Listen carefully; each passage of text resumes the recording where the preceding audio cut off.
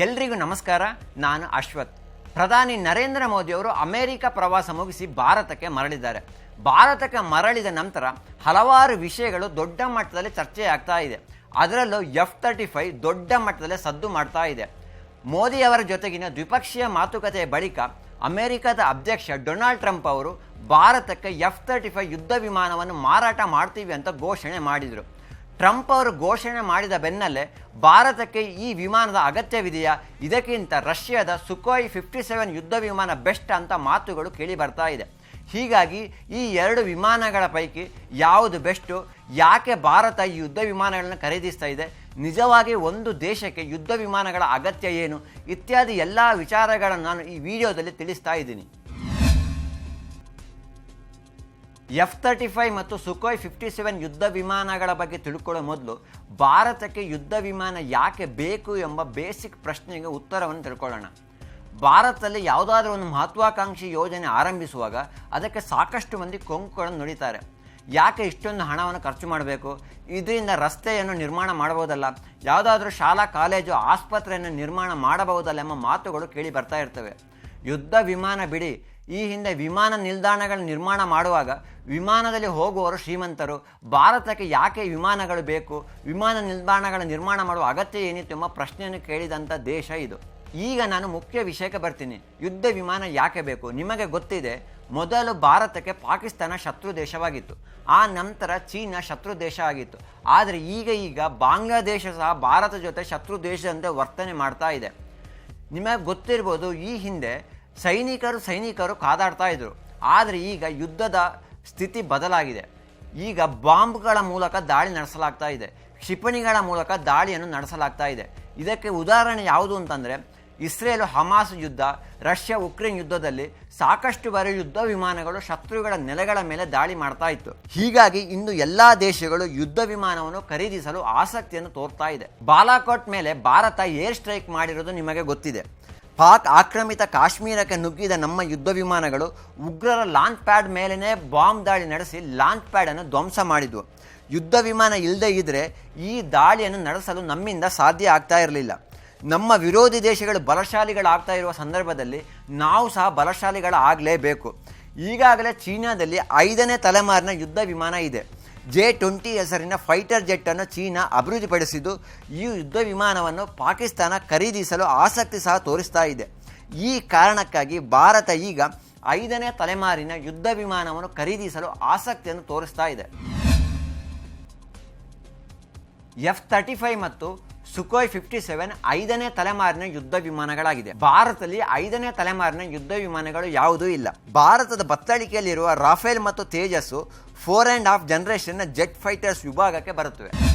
F-35 ಯುದ್ಧ ವಿಮಾನವನ್ನು ಅಮೆರಿಕದ ಲಾಕ್ಹೀಡ್ ಮಾರ್ಟಿನ್ ಕಂಪನಿ ತಯಾರಿಸಿದರೆ, ಸುಖೋಯ್ 57 ಯುದ್ಧ ವಿಮಾನವನ್ನು ರಷ್ಯಾದ ಸುಖೋಯ್ ಕಂಪನಿ ನಿರ್ಮಾಣ ಮಾಡಿದೆ.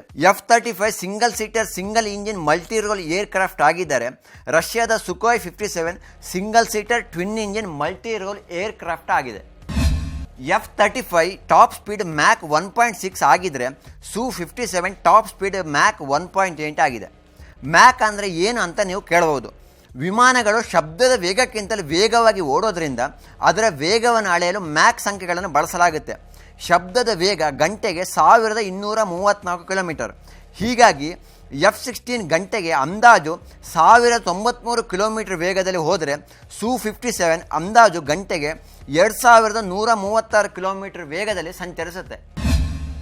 ಇನ್ನು ಕಾಂಬಾಟ್ ರೇಂಜ್ ಎಷ್ಟಿದೆ ಅಂತ ನೋಡೋದಾದರೆ, F-35 1500 ಕಿಲೋಮೀಟರ್ ಇದ್ದರೆ, Su-57 1900 ಕಿಲೋಮೀಟರ್ ಇದೆ. ಇದು ಏನು ಅಂತಂದರೆ, ವಿಮಾನವು ತನ್ನ ನೆಲೆಯಿಂದ ಟೇಕ್ ಆಫ್ ಆಗಿ ಪ್ರಯಾಣಿಸಬಹುದಾದ ಮತ್ತು ಇಂಧನ ತುಂಬಿಸದೆ ಮರಳಬಹುದಾದ ಗರಿಷ್ಠ ದೂರವನ್ನು ಕಾಂಬಾಟ್ ದೂರ ಅಂತ ಕರೆಯಲಾಗುತ್ತೆ.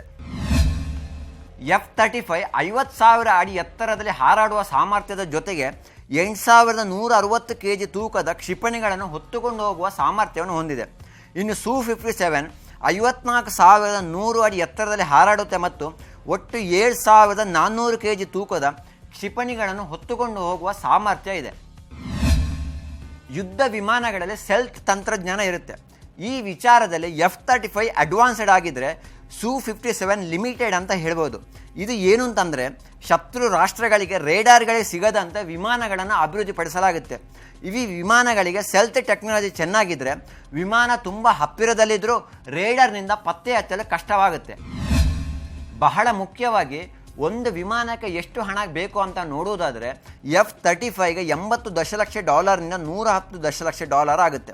ರೂಪಾಯಲ್ಲಿ ಹೇಳುವುದಾದರೆ ಅಂದಾಜು ಸುಮಾರು 950 ಕೋಟಿ ರೂಪಾಯಿ.